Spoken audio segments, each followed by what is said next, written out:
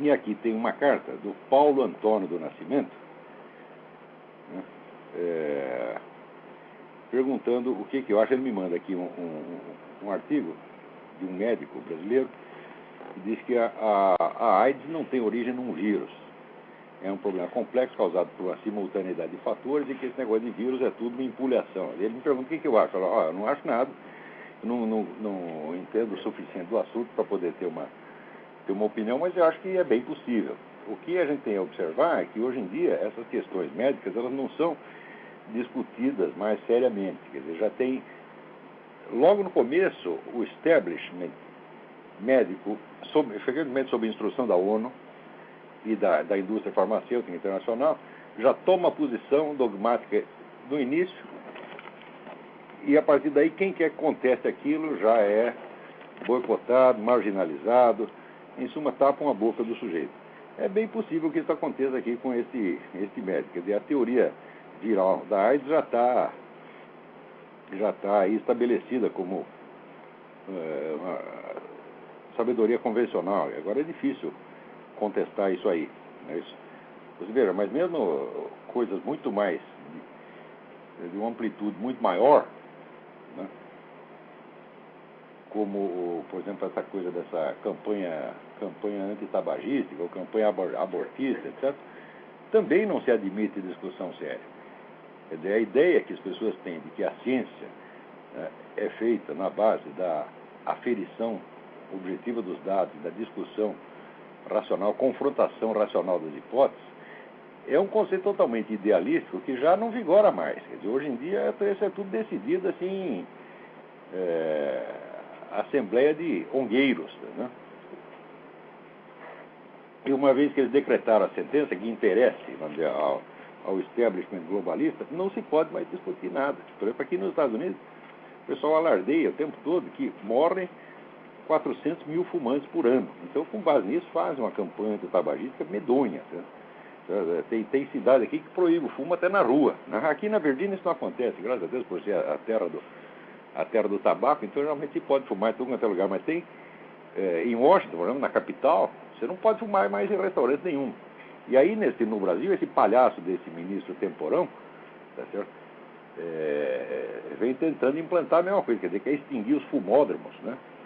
E o pior é que com isso ele engana um bocado de gente, sobretudo o pessoal evangélico, né? O pessoal evangélico que acha que fumar é pecado, que é loucura, né? Você não vai mostrar um versículo da Bíblia que diz que fumar é pecado, né? Mas eles acham que é. Então com isso ele ganha, esse sujeito ganha a adesão, né, de gente bem intencionada, gente boa das igrejas evangélicas, faz todos de trouxa. Agora o pessoal divulga essa coisa dos 400 mil fumantes que moram, e de fato moram 400 mil fumantes por ano. Só tem um detalhe, que não é publicado junto com essa estatística. Os fumantes moram na mesma idade dos outros. Quer dizer, a média de idade com que mora o fumante é a mesma dos outros. Então o fato de que mora 400 mil por ano não quer dizer absolutamente nada. Mas acontece o seguinte, a primeira dessas informações, a dos 400 mil, é alardeada para tudo quanto é lado. A segunda, relativa à idade, é assim, publicada apenas em revistas técnicas. Então, essa coisa que se chama Organização Mundial da Saúde, que, a meu ver, é apenas uma organização criminosa, quer dizer, a serviço em parte da indústria farmacêutica, em parte desse esquema de poder globalista, socialista, que hoje pretende se assenhorear do poder mundial, ela mente assim com um descaramento incrível. Quer dizer, então é possível que nesse negócio da AIDS tenha acontecido a mesma coisa, Paulo, mas eu não posso garantir nada com relação a esse ponto. A minha sugestão é continue estudando, continue observando, um dia você vai chegar à conclusão. É muito importante o seguinte, as pessoas frequentemente pedem a minha opinião sobre muitas coisas, das quais eu não tenho opinião nenhuma. Tá certo? Aliás, eu sou contra ter opiniões, a gente deve reduzir as nossas opiniões ao número mínimo necessário. Nós devemos buscar conhecimento e buscar sempre a certeza. Nós temos que ter opiniões onde a certeza é impossível, ou porque nós não temos os dados suficientes, ou porque a coisa não foi estudada ainda por tempo suficiente, ou porque a coisa em si mesma é duvidosa e ambígua. Mas o ideal humano é a certeza. Agora, essa proliferação de opiniões que tem hoje, todo mundo tem opinião a respeito de tudo, isso aí já é uma doença, né? Agora, aqui, saiu na Nota Latina uma notícia sobre este padre, ex-capelão da Polícia Militar, Polícia de Buenos Aires, padre Christian von Wernig, né, que foi condenado agora, tá certo, por ter sido capelão da polícia no tempo da ditadura. Bom, a acusação que fizeram ao sujeito é o seguinte, que ele ouvia as confissões dos presos políticos e em seguida ia delatar para a polícia, né? As únicas testemunhas disso foram as próprias supostas vítimas, né? E, evidentemente, ninguém requer mais nada. O comunista falou, está falado. Assim como no Brasil, para dar indenização para o cara, é só ele se apresentar lá e dizer, ó, fui torturado, fui prejudicado, fui perseguido.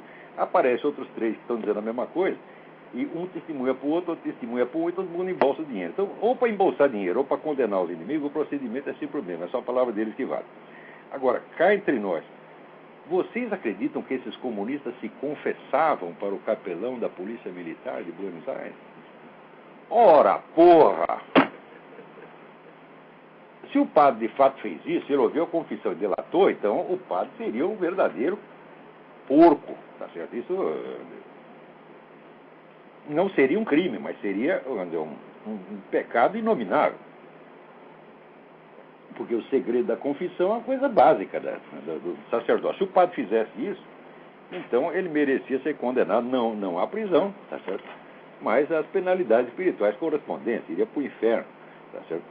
Mas eu, sinceramente, não acredito nessa história. Onde já se viu, né? Pode ter algum comunista que é meio metido a cristão. Então ele vai fazer o quê? Ele vai pegar um padre católico, entre aspas, comunista que será lá, um Leonardo Boff, o Frei Beto, e vai confessar para o Frei Beto, no máximo. Agora, que ele vai se confessar para o capelão da polícia que o prendeu? Ah, vai pra puta que pariu. Não é possível uma coisa dessa. Ainda tem quem acredite nisso. Ai. Haja saco, né? Muito bem. Aqui o Brian McKenna. Brian McKenna me pergunta aqui. Prezado Olavo, continuo frequentador assíduo do seu site, gostando mais e observando sempre que a realidade não torna a fornecer mais provas da acuidade da sua análise. Queria saber se pudesse você me passar a fonte, uma citação que você fez na coluna do Diário do Comércio em 9 de abril de 2007.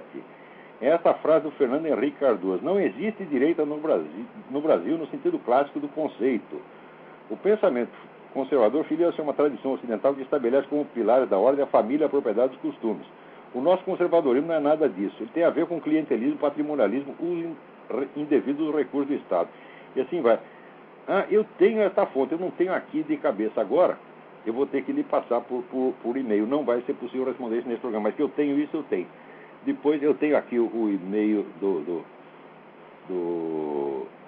Brian. O Brian aqui é um responsável pelo setor de estudos brasileiros na Universidade de Georgetown. Está sempre interessado, acompanhando o que acontece no nosso país. Então, Brian, eu vou te mandar essa informação assim que eu puder, por e-mail. Aqui, o poeta Silvério Duque me pergunta, pedir um comentário. É que sempre tive a curiosidade de saber as suas posições sobre a filosofia de Kierkegaard e dos existencialistas cristãos do século XX. E aproveitando, gostaria que você comentasse também a respeito de Teilhard de Chardin. São pessoas que não são muito comentadas nas nossas universidades, quanto mais aqui na UEFS. O que é o UEFS? É Universidade... não sei. UEFS, não sei que universidade é. O Brasil tem tantas, então não me interessa. Muito bem, com relação a Kierkegaard, eu acho que o Kierkegaard é o sujeito que pegou o calcanhar de Aquiles de Hegel, tá certo? É um camarada que tinha uma visão muito vívida da realidade concreta, tá certo? Coisa que Hegel não tinha. Hegel via no mundo da lua, tá certo? Só acreditava nos sonhos e visões dele mesmo. O Hegel é um caso extremo de paralaxe cognitiva, quer dizer, o sujeito que está vivendo uma coisa e falando de outra completamente diferente. E o Kierkegaard pegou exatamente isso. Então, Kierkegaard tem que ser lido. Dizem que não se pronuncia Kierkegaard, alguns falam que é Kierkegaard, mas eu não consigo, eu duvido. Eu vou pegar um dinamarquês, o dia que um dinamarquês conseguir pronunciar o meu sobrenome Carvalho direito, eu falarei Kierkegaard certinho. Muito bem. Então, eu acho que com relação ao Kierkegaard é isso. Merece leitura muito atenta. O Kierkegaard é muito sério, tá certo? Sobretudo pela sua sinceridade. Quer dizer, ele é um sujeito que filosofa como um ser humano real. Porque não, Hegel não. Hegel se transpõe a uma posição, vamos dizer, de um ego ideal, um ego universal, e filosofa como se ele fosse a mente de Deus, o que já é loucura, evidentemente. E o Kierkegaard que diz, olha, você pode ser lá a voz do espírito objetivo, mas eu sou apenas o Søren Kierkegaard, eu vou falar por mim mesmo. Então só por isso já merece o nosso respeito. E a inspiração profunda do existencialismo é essa. Quer dizer, que depois a coisa tenha virado muito loucura, sobretudo graças a Jean-Paul Sartre e outros, não, tudo bem, né? Ninguém é perfeito. Mas a ideia inicial, que é de você voltar assim, ao homem de carne e osso, quer dizer, você abandonar aquele eu filosófico, eu transcendental, tá certo? E falar com a sua própria voz, eu acho que a ideia é muito certa. E produziu coisas muito boas. Eu sou um grande admirador de Karl Jaspers e do próprio Kierkegaard, do qual não sou um conhecedor profundo, preste atenção. Ele li pouca coisa, mas é suficiente para saber que o homem é sério. Quanto ao Teilhard de Chardin, o Teilhard de Chardin é uma espécie, vamos dizer, de Hegel da paleontologia, quer dizer, você construiu um sistema universal baseado na ideia de que a evolução animal começa lá numa ameba e vai terminar, né, produzindo uma espécie de Cristo cósmico. Teilhard de Chardin era completamente doido, presta atenção, completamente maluco. Ademais, a carreira científica dele, a única descoberta científica do padre Teilhard de Chardin, assim, como pesquisador de campo, foi o famoso homem de Piltdown. Né? Acontece que o homem de Piltdown era uma fraude. E a fraude foi preparada, uma espécie de cama de gato que fizeram para ele. Isso aí foi o Sir Arthur Conan Doyle, que era anti-evolucionista. Ele resolveu pregar uma peça nos evolucionistas. Então pegou uma caveira de macaco, limou, passou lá um pouco de ácido, não sei o quê, maquiou a caveira do macaco e enterrou num lugar chamado Piltdown. Né? Daí o padre Teilhard de Chardin foi lá, esburacou, achou a caveira do homem de Piltdown e fez carreira científica baseada nisso. Só que dali a uns anos um cartório de Londres abriu lá a declaração que tinha sido registrada lá pelo Sir Arthur, contando que ele tinha aprontado a fraude. Isso é a totalidade da obra científica do padre Teilhard de Chardin. O resto é tudo especulação. Né? E eu recomendo para vocês que leiam o livro sobre Teilhard de Chardin do Wolfgang Schmidt. Wolfgang Schmidt é um grande físico americano, autor de 4 livros de filosofia científica, entre os quais um sobre o padre Teilhard de Chardin, que chama-se Teilhard de Chardin and the New Religion. Leiam, não percam. Na verdade, não percam uma linha do que Wolfgang Schmidt escreve. É precioso, precioso, precioso. Wolfgang Schmidt. Apesar não, olha, presta atenção, Wolfgang é o nome alemão, mas o sobrenome é Schmidt, não é Schmidt alemão, é Schmidt americano. Tá bom? Então vamos lá. Aqui, ainda o Silvério Duque. É um ano ruim para a poesia brasileira. Perdemos o Tolentino, que também era amigo meu, e neste sábado Alberto da Cunha Melo. Alberto da Cunha Melo morreu? O que é isso? Eu não sabia, isso é novidade para mim. Então acabou a poesia brasileira. Acabou porque tem mais alguns, mas esses dois aqui eram como se fosse Dante e Petrarca. Esses dois eram a nossa poesia. Muito bem. Como se estivesse sobrando. Vamos lá. Agora, olha aqui que coisa maravilhosa, né? O Hugo Chávez diz que se o Evo Morales for deposto pela oposição, ele invadirá a Bolívia. Tá certo? Enquanto isso, na mesma semana, o presidente da Bolívia, Evo Morales, né, faz uma declaração aqui: viva a Coca, morram os Yankees. Agora vocês ajuntam, né, uma informação com a outra e vejam se não é certo o apelido que se deu a essa aliança, que é o Mercopó. Né? É o Mercopó. Então isso aí é a proteção mútua de comunistas e narcotraficantes, que no fundo é tudo a mesma coisa. No Brasil também é o mesmo negócio. né? Quer dizer, no Brasil, esses 50 mil brasileiros que estão morrendo todo ano, isso aí, pelo menos metade disso é por causa do narcotráfico, e o narcotráfico é as Farc. Enquanto isso, o governo continua protegendo o pessoal das Farc e, de vez em quando, vai lá prende algum traficantezinho de segunda, terceira ordem, tá certo? Para mostrar serviço, quando você vai ver onde é que é um concorrente da Farc. Então, tá aí, olha a situação criada, né? Você dá espaço para esses desgraçados, eles vão crescendo, crescendo, crescendo, daqui a pouco começa a falar grosso. Tipo esse seu Hugo Chávez. Agora, eu não acredito nessa valentia do Hugo Chávez, não. Eu já pedi para me emprestar o Hugo Chávez por 5 minutos, ninguém me empresta. Eu queria que me empresta o Hugo Chávez, me empresta o Lula, 5 minutos, trancado na minha sala. Tá certo? Vamos ver a valentia desses caras. Essa gente não vale o que come. Esse Evo Morales então deve estar cheio de coca, assim, até a medula. Né? Você olha a cara do sujeito, né? Ele parece o falecido Zacarias, né? do Trapalhões. Eu olhei e falei, mas não foi eleger o Zacarias presidente? Né? Mas o Zacarias pelo menos era engraçado, tinha, né, a dignidade do humor, eu gostava muito do conjunto, né?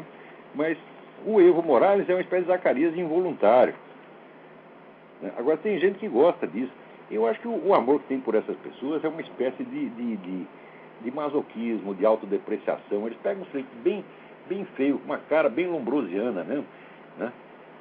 E se apegam àquilo, né? É o amor à feiura, feiura física, feiura moral, feiura intelectual. É isso que eles estão promovendo na América Latina inteira. Meu Deus do céu, onde é que vai parar esse negócio? Muito bem. Vamos ver aqui. Aqui o Henrique Garcia agradece por ter comentado a mensagem dele sobre o Jackson de Figueiredo. E ele dá aqui outro parágrafo do Jackson, que diz assim: esta hora é de esperança, porque, por mais negra que aparentemente se nos mostra, a verdade é que o Brasil já formou uma elite de caracteres capazes de galvanizar a nação no ideal antirrevolucionário. Uma convicção que julgo jamais será em mim abalada é que coube ao governo de Epitácio Pessoa a revelação ao país desse escola de capacidades políticas, não só por temperamento opostas ao pernosticismo liberal e internacional, como sumamente contrárias à revolução. Olha, isso era verdade na época, mas você vê, a história da elite intelectual no Brasil é a história de uma queda contínua. Você não pode esquecer o seguinte: a literatura brasileira começou com Machado de Assis. Quando apareceu um melhor? Não, só foi aparecer pior. Eu caindo, vai de Machado de Assis a Paulo Coelho, para não falar Luiz Fernando Veríssimo ou Gilberto Gil. Tá certo? Agora, de fato havia, por exemplo, entre o Império e o começo da República, havia uma elite intelectual formidável. Você tinha o próprio Machado de Assis, você tinha o Oliveira Lima, você tinha o Oliveira Viana, você tinha o Joaquim Nabuco. É um pessoal do Euclides da Cunha. Nunca mais teve isso no Brasil. Depois, na década de 30, deu uma outra subidinha arrefecimento, graças a quê? À influência americana. Por quê? Porque o Gilberto Freire, que foi o pai dessa coisa, ele veio estudar aqui.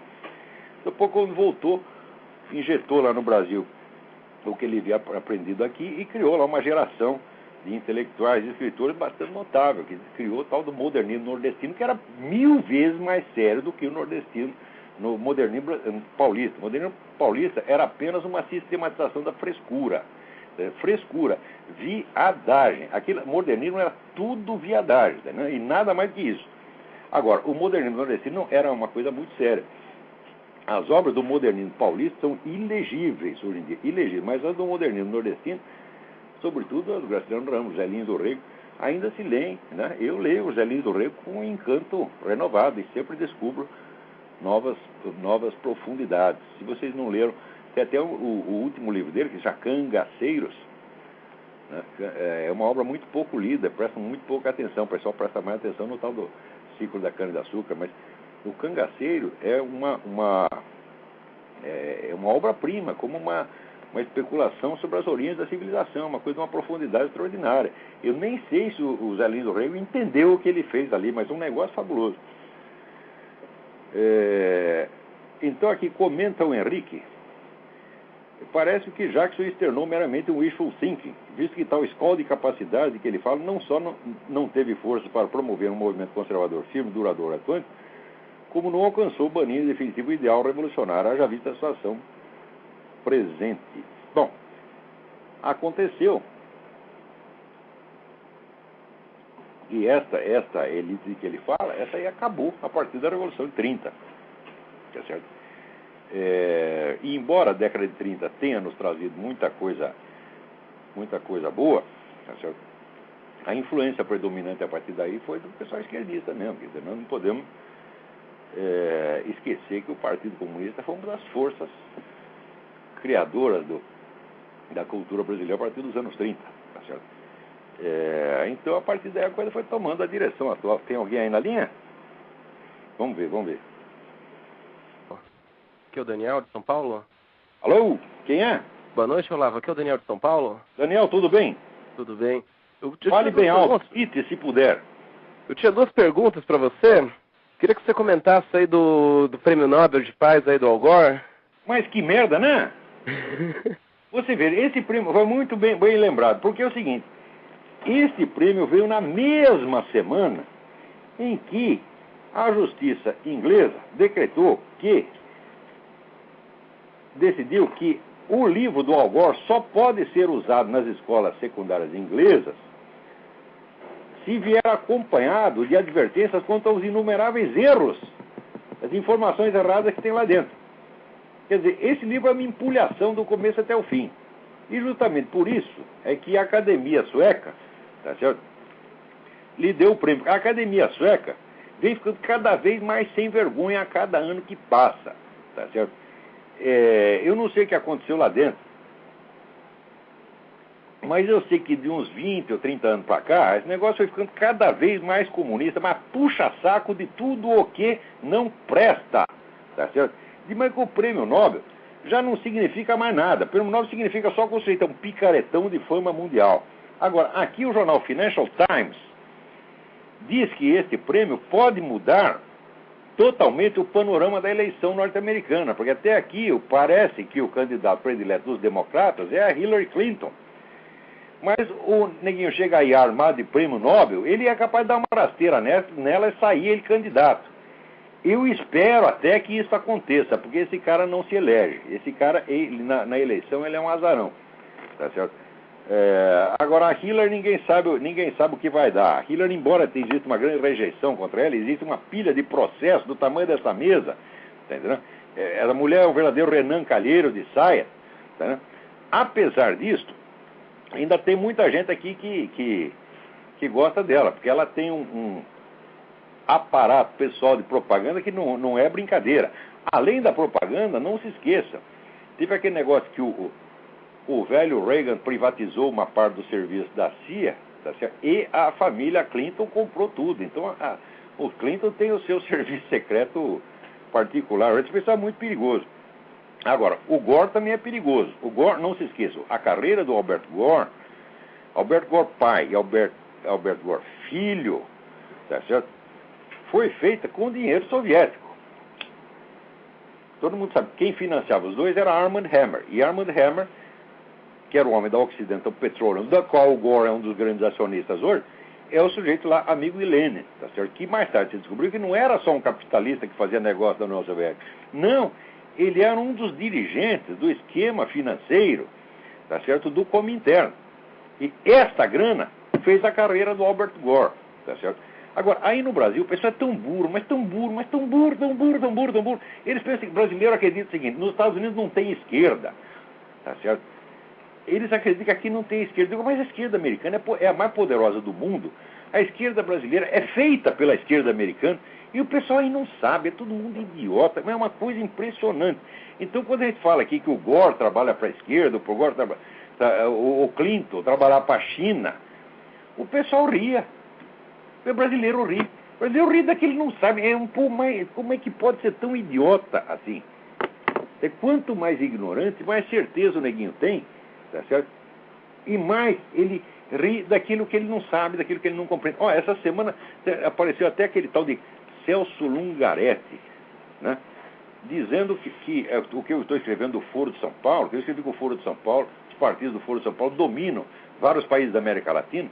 Ele disse que isso é uma ficção conspiratória.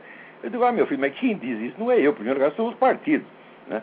E não há nem o que discutir isso aí, é só você ler as atas do Foro de São Paulo, acompanhar. De repente aparece o Celso Lungaretti dizendo que é ficção conspiratória, né? Ele também coloca lá, aliás, coloca o site do Mídia Sem Máscara entre os sites que são financiados por partidos políticos. Agora, ora que porra, ele diz que é financiado por partido político, mas não diz qual partido. Então como é que nós vamos buscar grana, ô Celso Lungaretti? Você faz só me diga qual é o partido e quem é o responsável para a gente poder buscar o tal do financiamento. Tá certo? Agora, você não precisa disso pelo seguinte, você é da geração editorial, é o dono da geração editorial, você publica livro comunista e o governo compra um montão desses livros. Então você já está subsidiado pelos próximos 30 anos e acho que todo mundo é subsidiado que nem você. Agora, vocês querem saber quem é Celso Lungaretti? Celso Lungaretti foi um sujeito que passou para a história universal como prefeito de Pariquera-Açu, São Paulo. Né? Pariquera-Açu é uma cidade de 3 habitantes. Ele tinha o Celso Lungaretti, a mãe dele e o pai dele. Tá certo? E ele era prefeito dessa coisa, né? Sem desdouro para Pariquera-Açu, que é uma cidade muito simpática. Né? E ele, no tempo da ditadura, ele era da esquerda. E ele mostrou a sua lealdade à esquerda, tá certo? Indo para a televisão delatar todos os companheiros de guerrilha dele. Agora ele dizia, eu não sou mais comunista. Naquela época era comunista. Para provar que ele era um comunista sério, ele foi lá e delatou todos os comunistas. Agora ele diz que é democrata. Para provar que ele é democrata, o que ele faz? Ele pede que a justiça feche todos os sites conservadores. Quer dizer, o nego é assim, é isso que eu chamo de interesse de caráter. O sujeito era filha da puta para a esquerda, e hoje é filha da puta para a direita. Quer dizer, ele é filha da puta por inteiro. Eu não sei como é que um nego desse tem a coragem de abrir a boca, e não sei como é que eu consigo distinguir quando ele fala e quando ele peida, porque é a mesma coisa. Olavo. Oi. Para encerrar aí, já vou desligar na sequência. Eu tava olhando o site lá do Instituto Mises. Eu queria que você comentasse um pouco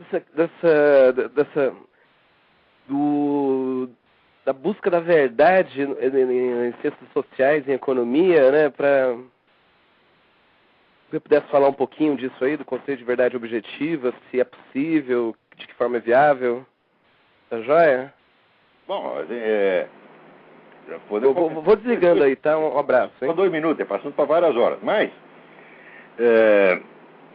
tem até uma apostila minha que é Problemas de Método nas Ciências Humanas, que eu devo divulgar em breve, que fala exatamente disso, quer dizer, o problema da busca da verdade nas ciências sociais. Olha, a busca da verdade, em primeiro lugar, depende de você acreditar que a verdade existe. Em segundo lugar, depende de você acreditar que você pode conhecê-la de algum modo. Em terceiro lugar, depende de você entender que a sua mente, tá certo? Ela, embora seja naturalmente inclinada à verdade, todos os seres humanos são inclinados à verdade, a mente tem um pequeno problema.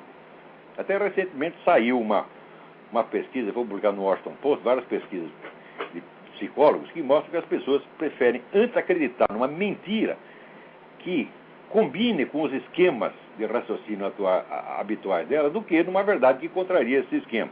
Para mim isso não tem novidade nenhuma, né? Porque já estava ali se você leu a Bíblia, você vai ver que já no começo, né? Chega lá, a serpente passa uma boa conversa em Eva passa uma boa conversa em Adão, e aí começa a merda toda, entendeu? Então, isso aí, de acreditar mais na mentira, porque na verdade está mais antigo que andar para frente. Isso não quer dizer que as pessoas queiram a mentira, tá certo? Quer dizer que elas querem a verdade, mas elas querem mais do que a verdade, elas querem a segurança. E esse é o problema, tá certo? A segurança implica o famoso espírito comunitário, quer dizer, você ter o apoio dos seus iguais, o apoio dos seus pares. Quando você entra num esquema desse, tá certo? Então aí é duro, porque você não vai querer contrariar todos os seus colegas, tá certo? Diz que a ciência implica, né, o espírito de busca independente da verdade, mas é claro que isso não acontece, tá certo? Né? Então, eu acho que embora tenha havido grandes cientistas sociais que buscaram a verdade, eu acho que Max Weber, por exemplo, buscou a verdade. Eu acho que ele buscou tão intensamente que chegou até a ter crise nervosa, tá entendendo? Ele teve um negócio de uma paralisia nervosa, ficou 5 anos sentado numa cadeira olhando para a parede, tá entendendo? Né? Tão atormentado que ele ficava com as coisas dele. Está na cara que a pesquisa que ele fez sobre economia e religião, que ele nunca chegou a conclusão nenhuma. Eu acho que ele, de certo modo, é um herói da ciência social, porque fez uma pesquisa imensa, não chegou a conclusão nenhuma, e estourou o próprio sistema nervoso de tanto fazer força. Né? E olha, esse é um dos melhores cientistas sociais. O que a gente tira dali de fato, é uma conclusão nenhuma, não tem... Não dá para concluir nada. Mas, embora tenha havido vários cientistas sociais notáveis, eu acho que o legado das ciências sociais é enormemente pobre. Porque o poder que sobre as ciências sociais tem o discurso ideológico é monstruoso. Se o pessoal aceita Karl Marx como cientista social, quando nós sabemos que o negro era mentiroso compulsivo, tá certo? Quando sabemos, quer dizer, que o cara falsificou, por exemplo, as famosas estatísticas, as famosas Blue Books, que era do Parlamento Britânico, que era a fonte principal dele, se você acompanhar pelas estatísticas do Blue Books, a situação da classe operária na Inglaterra estava melhorando. Como ele queria provar que estava piorando, ele usou os Blue Books de 30 anos antes e mudou a data. Então o negócio charlata completo. E até hoje tem quem leve esse filho da puta a sério. Como é que pode uma coisa dessa? Né? Então, eu acho que, em geral, por exemplo, no Brasil, as ciências sociais são praticamente só empulhação. Quem sabe alguma coisa dela, e olha, eu incluo entre os caras que sabem, incluo o próprio Fernando Henrique Cardoso, ele sabe mais ou menos como a sociedade funciona. Mas, saber a verdade é uma coisa, dizê-la é outra, tá certo? Então é isso, eu não tenho muita esperança com relação à ciência social no Brasil, não. Mas, Olavo, eu tava mais preocupado com a questão do fato de você ter, em ciências sociais, o problema de ação individual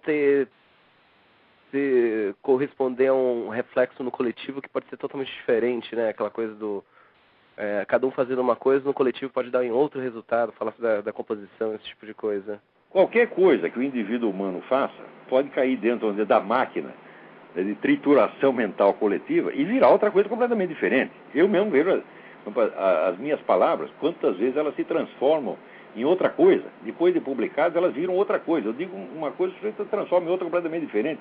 Isso pode acontecer. Ninguém tem o controle, tá certo, sobre o curso das coisas na sociedade. Mas, pensando bem, eu acho que a ação do indivíduo ela é muito mais poderosa do que normalmente se imagina. Tá certo? Você estudar a vida do Napoleão Bonaparte, se querer explicar o Napoleão Bonaparte pelo ambiente histórico-social, quando ele mesmo criou esse ambiente histórico-social, em grande parte, mas como é que você vai explicar Moisés pelo ambiente histórico-social?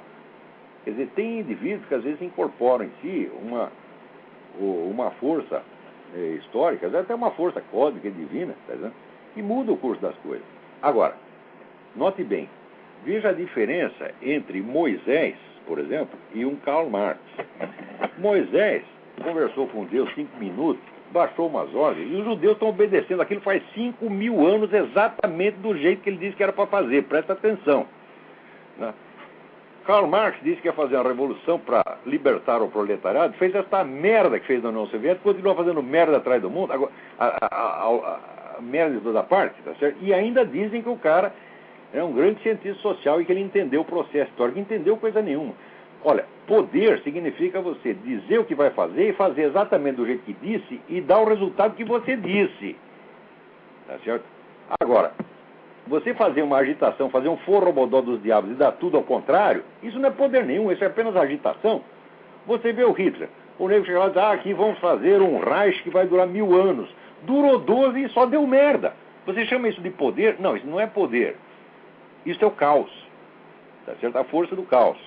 Esses homens não dirigem o processo histórico, eles não têm esse poder, eles têm o poder de arrastar multidões para o erro e a desgraça.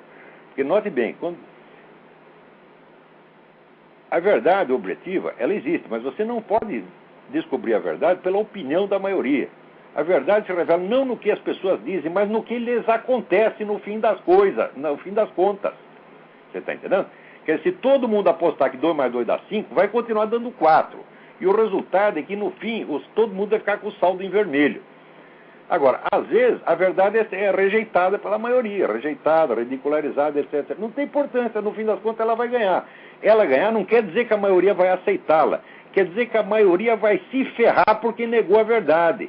É isso que acontece. Isso que aconteceu na Alemanha. Não votaram naquele filho da puta, deu no que deu. Você está entendendo? Eu contei a história de um amigo meu, cujo pai era um judeu, e disse, olha, se elegerem aquele sujeito, eu vou embora da Alemanha. Todo mundo riu dele. Ele foi para o Brasil, tá certo? O pessoal da família dele morreram todos, foram todos para o campo de concentração, só sobrou ele. Então, não ligue para a opinião das pessoas, e ligue para os fatos, o curso real dos fatos. A influência que as pessoas têm, quer dizer, o número de pessoas que as ouvem, que aceitam o que elas dizem, não quer dizer nada, isso não é poder real. Tá certo? O poder real vem de Deus e passa pela estrutura da realidade. A palavra de Deus aparece na estrutura da realidade, meu filho. Não é na opinião pública. Tá certo? Ora, você vê a história da França. Não fizeram a revolução. Foi na França que inventaram a tal, tá certo, da opinião pública. Tá certo? A opinião pública é uma prostituta. Tá entendendo? Você com um pouco de dinheiro, um pouco de lisonja, faz ela pensar o que você quiser.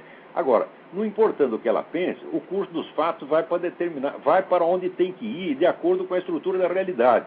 Então, a França, desde a Revolução, a França era o país mais poderoso da Europa, talvez mais poderoso do mundo.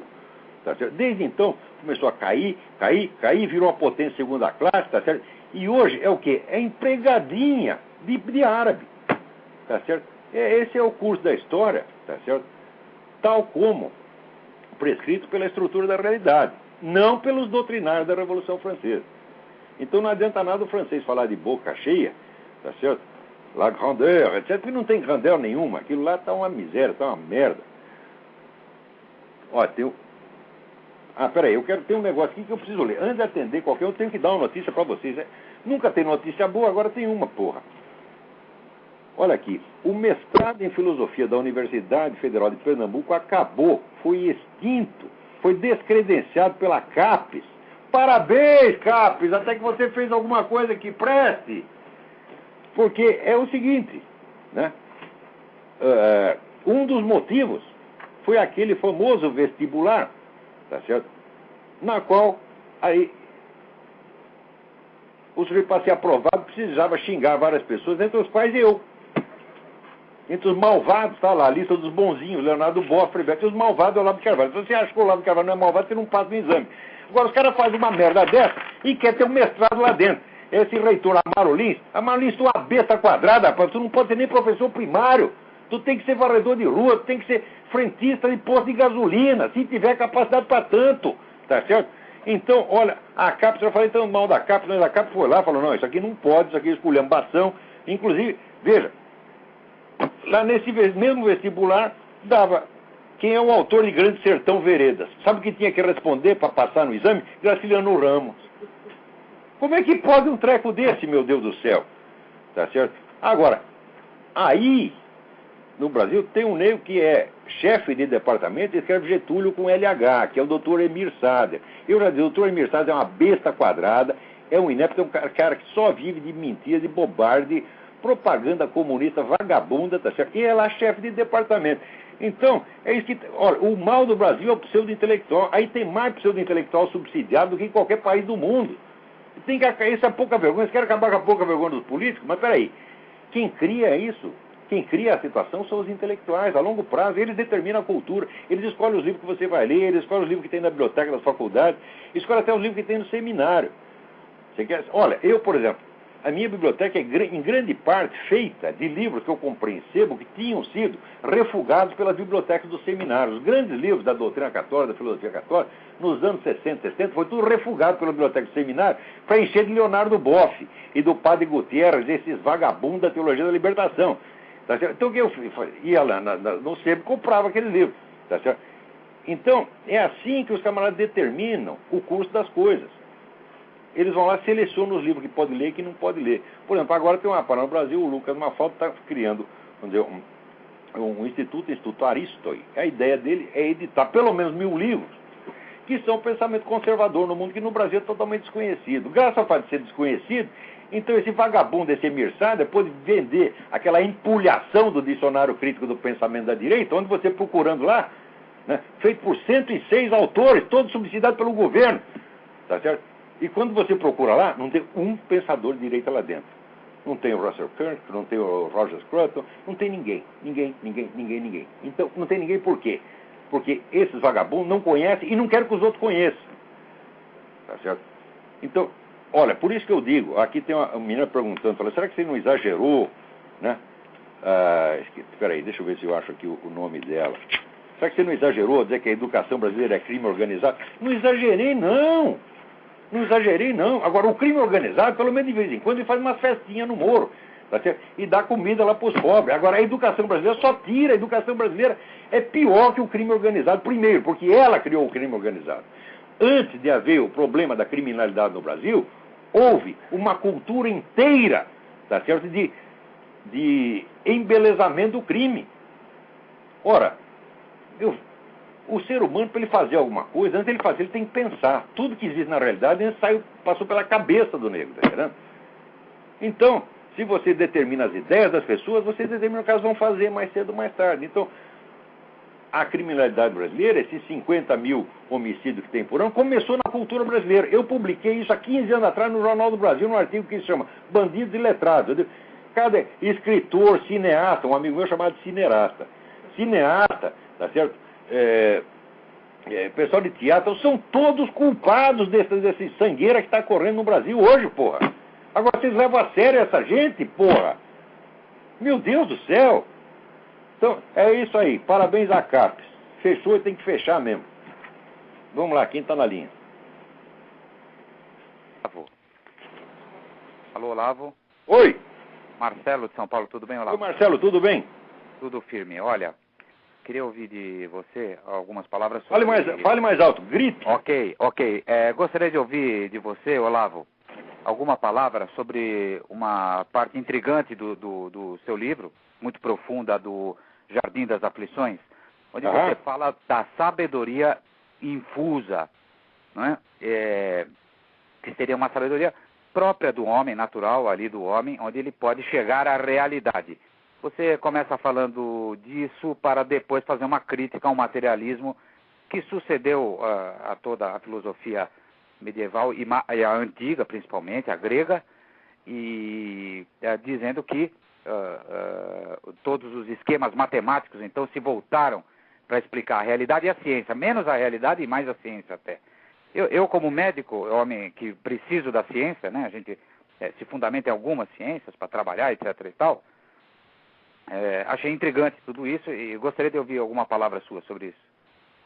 Olha, hoje em dia o pessoal tem uma visão muito idealizada do que seja a ciência moderna, tá certo? E até atribui às ciências a função de decretar o que é a realidade, separar a realidade da fantasia. Então, olha, em primeiro lugar, precisa saber que nenhuma ciência estuda a realidade, nenhuma ciência pode estudar a realidade concreta, tá certo? A ciência estuda aspectos abstrativos que em si mesmos não existem, tá certo? E a mera possibilidade de você poder coerir o resultado de uma ciência com outra é um problema que transcende a capacidade de qualquer ciência. Por exemplo, como é que você vai juntar, digamos, por exemplo, os fatores fisioquímicos e antropológicos para um problema das drogas? Então, não tem uma ciência que estude isso.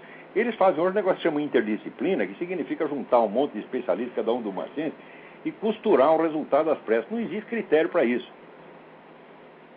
A ciência só estuda aspectos abstrativos, e se você juntar todos esses aspectos abstrativos, você não compõe uma realidade concreta. Tá certo? Então, eu digo, a autoridade da ciência com relação à realidade é nula. Nula. A ciência só tem autoridade com relação a aspectos hipotéticos da realidade. Tá certo? Agora, quando o pessoal alega, mas e a tecnologia, como é que você explica? Então, olha, quem acha que tecnologia depende da ciência é um maluco, não entende como funciona a tecnologia. A tecnologia é o contrário da ciência. A ciência recorta um aspecto da realidade e busca os princípios constitutivos desse aspecto. Mas ela recorta a realidade de acordo com os princípios hipotéticos que ela espera encontrar. E geralmente acaba encontrando os mesmos princípios. Então, em grande parte, a atividade científica é uma atividade mais ou menos tautológica, feita só para conferir coisa que você já sabia antes. Agora, a técnica não. A técnica tem que usar meios heterogêneos, vamos dizer, coeridos em vista de um fim. Entre esses vários meios, não existe nenhuma explicação científica comum. Por exemplo, se você para fazer um computador, pegar só 3 elementos do computador, você precisa, por um lugar, um elemento matemático que chama código binário. Em segundo lugar, você precisa de um treco chamado eletricidade. Em terceiro lugar, você precisa da química dos plásticos para fazer o computador. Existe algum princípio científico comum que explica essas 3 coisas? Um princípio científico que seja a raiz do código binário, da eletricidade e da química? É claro que não. Então, quer dizer, o raciocínio da técnica é o contrário da ciência. Quer dizer, a ciência busca a coerência que só é possível dentro de um campo abstrativamente recortado. A técnica, ao contrário, ela coere no mundo concreto, tá certo? Fatores que não têm nada a ver com o outro para a produção racional de um resultado. Então, isso quer dizer que mais a ciência deve à técnica do que a técnica deve à ciência. Tá certo? Agora, a ciência moderna, em grande parte, é um fetiche. Tá certo? E a história da ciência é feita de mitos que só enganam idiotas. Tá certo? Por exemplo, você acreditar que antigamente os caras viviam na ilusão porque achavam que a Terra era o centro do universo, e daí veio Galileu e provou que o Sol está no centro. O Sol não está no centro de merda nenhuma. E o sistema geocêntrico é tão bom quanto o sistema heliocêntrico. É apenas uma questão de medida. Mas acontece o seguinte, como Galileu e outros acreditavam em antigos cultos solares, os caras eram esotéricos, místicos, malucos, tá entendendo? Então acharam que o Sol era o centro do cosmos. Presta atenção, porque eles não disseram que o Sol era apenas o centro do seu próprio sistema. Não, era o centro do mundo, o centro do universo. Então criaram uma espécie de culto solar. Então, olha, o cara da igreja que examinou o negócio, que foi São Roberto Bellarmino, São Roberto Bellarmino falou, olha, se você disser que é o Sol o centro de um sistema, até pode ser, mas dizer que é o centro do universo é maluquice. Hoje sabe que o quê? São Roberto Bellarmino estava certo e Galileu estava errado. No entanto, Galileu entra para a história como o único que descobriu a realidade e estourou a ilusão dos outros. Mas a ilusão era dele. Então, o número de elementos místicos, mágicos, esotéricos que está escondido na história da ciência, e outro dia mesmo dei aqui uma aula sobre Newton, mostrando que Newton era mais macumbeiro do que qualquer outra coisa, tá certo? Isso é uma grandeza. E isso não se ensina. Então se cria o quê? Se cria um fetiche para criar uma espécie de autoridade sacerdotal da ciência, para depois poder impor ao mundo essas empulhações tipo Al Gore. Né? Então, é por isso que a autoridade da ciência está indo para as picas, porque está sendo vendido tão barato. Tá certo? Outro dia até a Lancet que era tida como uma revista médica, né, mais honesta do mundo, etc. Até a Lancet está aceitando grana, tá certo? Para publicar artigo que favorece certos interesses da indústria farmacêutica. Até a Lancet já entrou na putaria. Ó, eu sei disso, eu fui editor de revista médica há muitos anos, eu sei como é essa sem vergonhice. Né? Então, olha, a autoridade da ciência é zero. Tá certo? O cientista que se comporte, tá entendendo? Que ele trata de respeitar a realidade, tá certo? Em vez de tentar, vamos dizer, ficar se arrogando uma autoridade que não tem absolutamente. Olavo, o médico ele poderia ser visto então como o quê? Eu digo, o médico, por exemplo, como um técnico, então, na verdade. Claro, mas é claro, a medicina é uma técnica. Ele vem trazendo das ciências particulares ali. É uma técnica. Aí sim ele pode juntar. Na medicina você tem que usar alguns elementos que são de proveniência científica, outros que são de proveniência meramente empírica, para fazê-los convergir para um resultado. Por exemplo, ninguém sabe por que a aspirina cura dor de cabeça. Mas se precisar usar aspirina, você vai usar. Sim. Então você vai juntar os elementos científicos e não científicos para a produção racional de um resultado. Essa é a técnica. Então, quase tudo que o pessoal gaba como sendo grandes realizações da ciência não é, isso é pura tecnologia. Certo. E é tão burro hoje que confunde uma coisa com a outra. Agora, quando se trata de ver a realidade mesmo, você fala de uma sabedoria infusa, quer dizer, algo que está superior, num limite superior.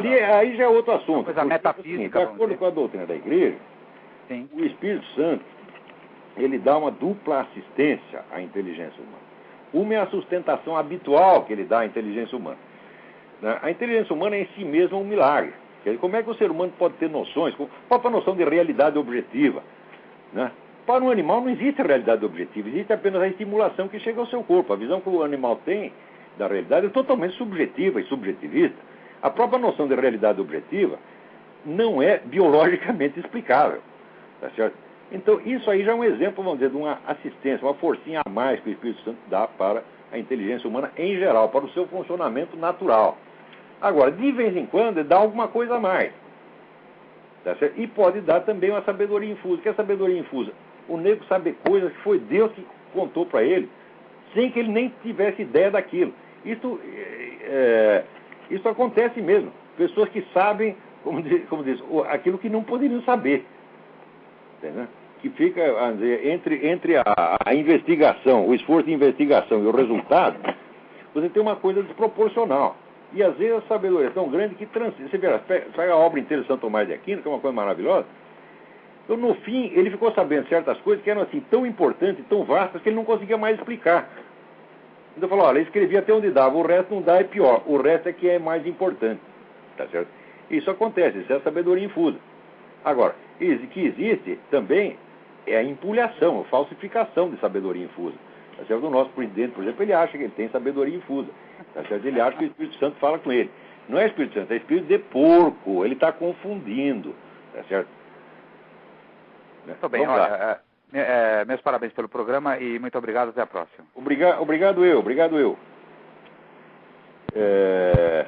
Vamos lá, aqui o Gustavo Silva, peraí, ele me pergunta que eu comente alguma coisa. Se a Bíblia que eu sigo, eu sigo na base do protestante, porque a Bíblia é a palavra de Deus, ponto final.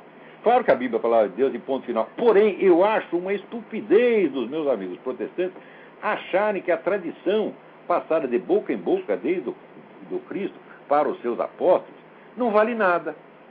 Tá certo? Quer dizer, chega aí uma besta quadrada, que nem esse bispo Macedo, lê a Bíblia, e porque lê a Bíblia ele acha que entendeu. Fala, olha, meu filho, pera lá. Ele acha que sabe tudo só porque leu a Bíblia. E que ele, então, é a voz de Deus. Olha, quer saber, ô bispo? Vai a merda. Agora, dentro da igreja, os caras estão lendo a Bíblia há 2000 anos. Tá certo? E houve sábios imensos que você tinha a obrigação de respeitar. Você está entendendo? Você tinha, né, que ler o próprio São Tomás de Aquino, Santo Ambrósio, tá certo? E assim por diante. E você tinha que ver a tradição católica antes de você poder cagar em cima do que você desconhece.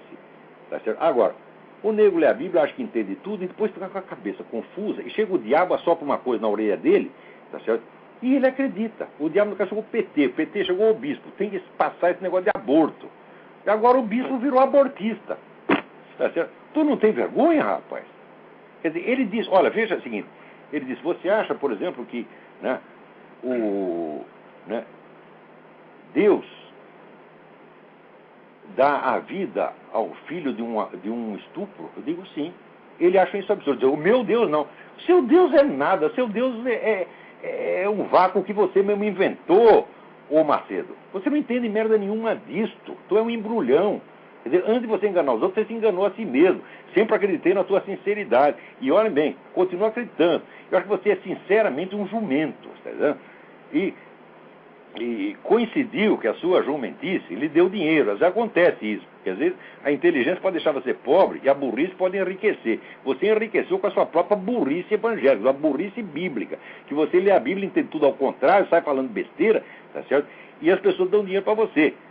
Em parte porque fica com dó de você, porque você fala com aquela vozinha chorosa. Todo mundo fica com dó de você, tinha esse dinheiro. Agora, eu não. Você tá entendendo? Eu falo grosso, falo duro, o pessoal fica com medo e não gosta de mim. Agora você começa a querer ser um nhenhenhê, tá certo? Né? E você sabe que é tudo encenação, né?